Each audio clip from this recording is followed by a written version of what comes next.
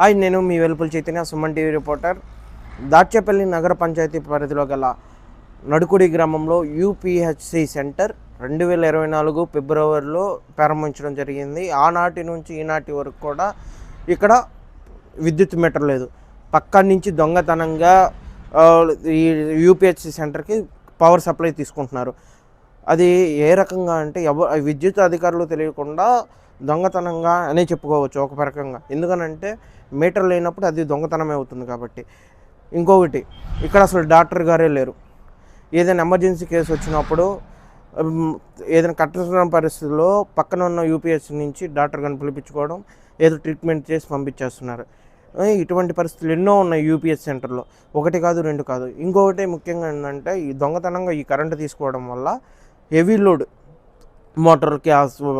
Motor పరికరాలకు కానీ ఇతర వస్తువులకు కానీ లక్షల రూపాయల విలువ చేసే పరికరాలకి పవర్ సరైన ఒక వాట్స్లో అది అందకపోవడంతో మోటార్లు కాలిపోవడం.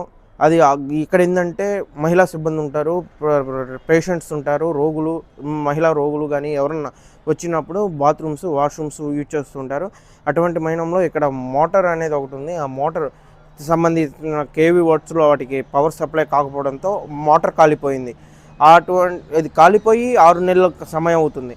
ఆ రోజు నుంచి ఈ రోజు కూడా అసలు ఎటువంటి పట్టించుకునే అధికారులు, ఇక డాక్టర్ లేనప్పుడు ఎవరు పట్టించుకుంటారని చెప్పేసి ఇక్కడ ఉన్న సిబ్బంది కానీ లేకపోతే రోగులు వచ్చిన పేషెంట్స్ కానీ చెప్తూ ఉన్నారు.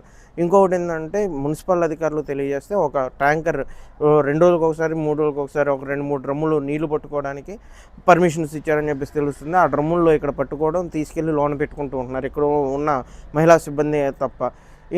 అసలు ఇక్కడ ఇటువంటి పరిస్థితికి కారణం ఏంటంటే ఎలా ముందుకు వస్తుంది అని చెప్పేసి ప్రజాధనం వృధా అవుతూ ఉంటుంది.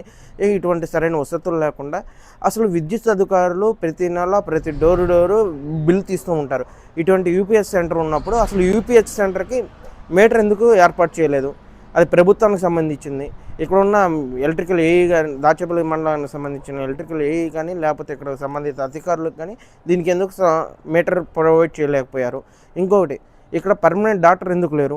డిస్ట్రిక్ట్ హెల్త్ ఆఫీసర్ కానీ లేకపోతే అక్కడ ఏం జరుగుతుందని చెప్పేసి మంత్లీ విజిట్కి వస్తూ ఉంటారు. అసలు ఇటువంటి ఇక్కడ ఏమేమి ఉన్నాయి, ఏమీ లేవు అని చెప్పేసి విజిట్కి రావటమే మానేశారు అధికారులు.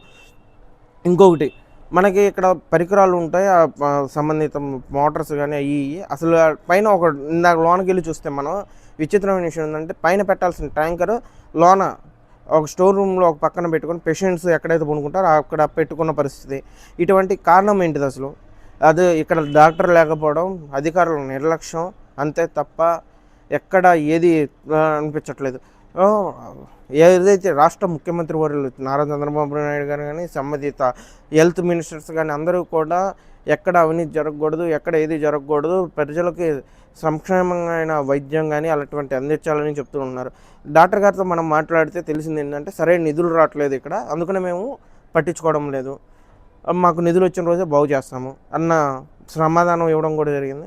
ఇటువంటి అతి తక్కువ ఖర్చుతోనే మోటార్ అనేది రిపేర్ అవుతుంది. అది కూడా మంత్లీ ఎలవెన్సెస్ కానీ అటువంటి వస్తువు ఉంటే వాటికి కూడా సరైన ఉపయోగించుకోకపోవడం వల్లే ఇటువంటి కారణాలు.